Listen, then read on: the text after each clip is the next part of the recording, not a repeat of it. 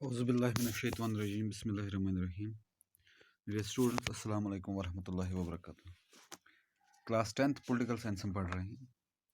इससे पहले हमने दो टॉपिक्स पढ़े। इसमें जो आपका ये चैप्टर 6 है, इसके हमने दो टॉपिक्स पढ़े।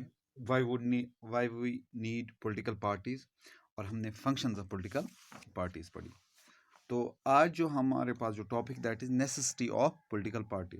अगर हम कहेंगे कि नेसेसिटी या why would need political parties functions, तो हमें इस चीज़ का आंसर तो मिला कि हमें क्यों चाहिए, लेकिन फिर भी इन्होंने क्यों टॉपिक रखा है ये आज हम डिस्कस करेंगे। क्योंकि फंक्शंस या why would need political party, उसमें हमें थोड़ा सा इंट्रोडक्शन मिला कि पॉलिटिकल पार्टीज हमें क्यों चाहिए, किस लिए चाहिए, पॉलिटिकल पार्टीज करती क्या है। तो आज हम मॉडर्न डेमोक्रेसी में पॉलिटिकल ये जो है क्यों ज़रूरत क्यों है, या मॉडर्न डेमोक्रेसीज में मॉडर्न डेमोक्रेसी जो है वो नहीं चल पाएगी विदाउट दीज पॉलिटिकल पार्टीज। तो नेक्स्ट ऑफ पॉलिटिकल पार्टीज हम इमेजिन करेंगे। अगर हम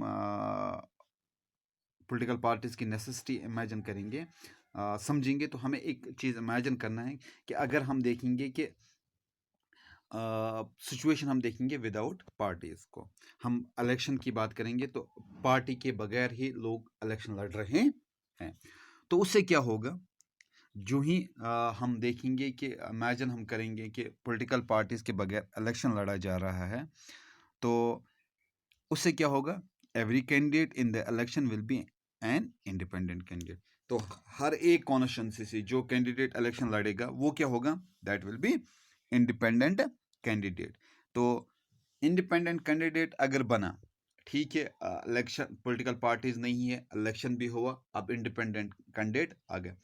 अगर हम अपने जम्मू कश्मीर की बात करेंगे, बिफोर एब्रिगेशन ऑफ आर्टिकल 370 हमारे पास 3 खिते थे यहाँ पे, जम्मू कश्मीर और लद्दाख। और यहाँ पे जो रीजनल पार्टीज थी या नेशनल पार्टीज जो थी वो इलेक्शन कंटेस्ट करते थे। तो अगर हम इमेजिन करेंगे कि यहाँ पे इलेक्शन जब हो जाएंगे तो पॉलिटिकल पार्टीज को बंद किया जाएगा, या पॉलिटिकल पार्टीज यहाँ पे इलेक्शन नहीं लड़ेंगे, तो यहाँ पे इंडिपेंडेंट कैंडिडेट्स आएंगे। ठीक है, इंडिपेंडेंट कैंडिडेट्स आ गए, अब क्या होगा, तो यहाँ पे अब अलग अलग सोच लेके हर एक कैंडिडेट आएगा। क्योंकि आपको मैंने बताया था जो पॉलिटिकल पार्टीज में होता है कि वहाँ पे एक एजेंडा होता है पार्टी का। वहाँ पे जो इंडिविजुअल व्यूज होते हैं उनको साइड में रखा जाता है। वहाँ जो पार्टी के जो व्यूज होते हैं या पार्टी की जो डिसीजंस होते हैं वही माने जाते हैं। इंडिविजुअल डिसीजंस को वहाँ पे कम ही एक्सेप्ट किया जाता है एट पार्टी लेवल। तो अगर हम पॉलिटिकल पार्टीज ना लड़ रहे हैं इलेक्शन, इंडिपेंडेंट कैंडिडेट्स आ गए, अब वो क्या करेंगे, वहाँ पे कोई मेजर पॉलिसी चेंज नहीं होगा। क्योंकि वो लोगों के साथ भी वादे नहीं कर सकते हैं कि हम कोई यहाँ पे रिफॉर्म लाएंगे unless and until political parties ना हो। क्योंकि रिफॉर्म लाने के लिए मेजॉरिटी की ज़रूरत पड़ती है। कोई बिल पास करनी है असेंबली में या पार्लियामेंट में, वहाँ पे आपको ज़रूरत पड़ती है कि आपको आपके जो बाकी मेंबर्स हैं, आपके जो पार्टी के बाकी मेंबर्स हैं जो रूलिंग में है, वो आपका साथ देंगे, तो तब जाके बिल कोई पास हो सकता है असेंबली और पार्लियामेंट में। लेकिन जब इंडिपेंडेंट कैंडिडेट्स ही होंगे तो उससे क्या होगा, वो जो मसला रहेगा वो उधर का ही उधर रहेगा, क्योंकि वहाँ पे कोई मेजर चेंज नहीं आएगा। गवर्नमेंट अगर फॉर्म हो गई, गवर्नमेंट अब बनेगी, लेकिन अकाउंटेबिलिटी नहीं होगी। क्योंकि हर एक कैंडिडेट जो होगा वो वहाँ पे क्या करेगा, वो अपनी कॉन्स्टिट्यूंसी की बात करेगा। वो आप उससे ये नहीं कह सकते हैं कि विद आउटसाइड और कॉन्स्टिट्यूंसी आपने क्या किया। क्योंकि पार्टी में वो जब इलेक्शन मैनिफेस्टो लाते हैं तो वो बताते हैं कि हम स्टेट या मुल्क के बारे में क्या सोचते हैं, हमारा राय नज़रिया क्या है, रियासत या कंट्री के बारे में हमारा नज़रिया क्या है, वो पॉलिटिकल पार्टी। लेकिन इंडिपेंडेंट कैंडिडेट क्योंकि उसकी अलग सोच है, दूसरी कॉन्स्टिट्यूंसी, दूसरा इंडिपेंडेंट कैंडिडेट उसकी अलग सोच है। एक तो पहले कंसेंसस नहीं हो सकता है कि कौन चीफ मिनिस्टर प्राइम मिनिस्टर बनेगा, या हमें कौन सी पॉलिसीज अडॉप्ट करनी पड़े कि वहाँ पे ये कंसेंसस नहीं हो सकता है, बहुत मुश्किल होगा ये कंसेंसस करना कि हमें क्या करना है, और अकाउंटेबिलिटी भी नहीं रहेगी। हम किसके पास जाएंगे?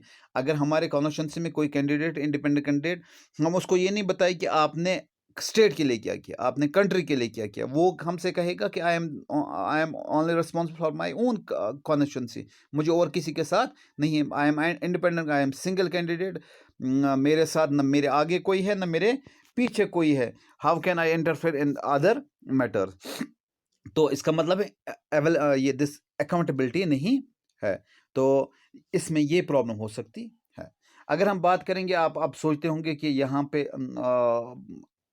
जो लोकल लेवल्स पे जो हमारे इलेक्शंस होते हैं, हम कह सकते हैं पंचायत इलेक्शंस होते हैं, वो नॉन पॉलिटिकल बेस पे होते हैं, पार्टी कैंडिडेट्स नहीं उठाते हैं, तो मगर उसका ये उनको बड़े डिसीजंस नहीं लेने पड़ते हैं, क्योंकि वो छोटा सा डिसीजन वहाँ पे लेना पड़ता है अपने गाँव के, वो ले सकते हैं। लेकिन जब मुल्क की बात करेंगे, स्टेट की बात करेंगे, तो वहाँ पे बड़े बड़े डिसीजंस लेने पड़ते, उसके लिए पार्टीज़ का होना ज़रूरी है, और हर जगह पे इंडिपेंडेंट कैंडिडेट बन के आ जाए तो गवर्नमेंट भी फंक्शन अच्छे से नहीं करेगी, क्योंकि वो लड़ेंगे, एक बोलेगा कि मैं ही प्राइम मिनिस्टर बनूंगा या चीफ मिनिस्टर बनूंगा, दूसरा बोलेगा मैं ही बनूंगा, तो वहाँ पे उनकी सोच एक नहीं रह सकती है। लोकल लेवल पे तो हो सकता है, लेकिन हम हायर लेवल्स पे बात करेंगे तो वहाँ पे ये पॉसिबिलिटी नहीं है। अब जो है हम बात करेंगे कि पॉलिटिकल पार्टीज़ की जो लिंक है, पॉलिटिकल पार्टीज़ हम कह सकते हैं they are directly linked to the emergence of representative democracies. Representative democracies मतलब क्या है? क्योंकि आपको पता है कि सोसाइटीज़ की हम बात करेंगे, as societies become large and complex they also need some agency to gather different views on different issues to present these to government. अब सोसाइटीज़ में जो इश्यूज़ है, जो मामलात है, जो वहाँ पे जो डिफरेंट व्यूज़ है, उनको एक साथ मिला के अब उनके बारे में कोई बात करेगा, तो वो कहाँ पे ले जाएगा? वो आगे गवर्नमेंट के पास ले जाएगा, और गवर्नमेंट उसके बारे में सोचेगी, क्योंकि पार्टी मीटिंग्स में भी ये चीज़ें डिस्कस हो जाती कि हमें फला जगह पे क्या क्या क्या करना है। लेकिन जब दो बंदे मिल ही नहीं पाते हैं, क्योंकि उनके जो व्यूज़ है वो अलग अलग है, क्योंकि वहाँ पे इंडिपेंडेंट कैंडिडेट अगर बने तो उनकी सोच अलग अलग होती है। तो एज़ कम्पेयर टू पार्टीज़, अगर हम पॉलिटिकल पार्टीज़ की बात करेंगे, वहाँ पे एक एजेंडा होता है, पार्टी का एजेंडा होता है, वहाँ पे पार्टी मुनज़्ज़म होती है, उनमें अलग अलग पोर्टफोलियो होल्डर्स पे होते हैं लोग, वो डिसीजन लेते हैं, और वही डिसीजन आगे जाके वो प्रेजेंट करते हैं, जहाँ जो लोगों की रिप्रेजेंटेशन वो सही जगह पे होती है। तो that is this is the main, कह सकते हैं कि ये बहुत ही इम्पोर्टेंट है कि गवर्नमेंट जो है वो बननी चाहिए with the help of political parties होनी चाहिए, तब जाके कोई काम हो सकता है। इसके अलावा क्या होना?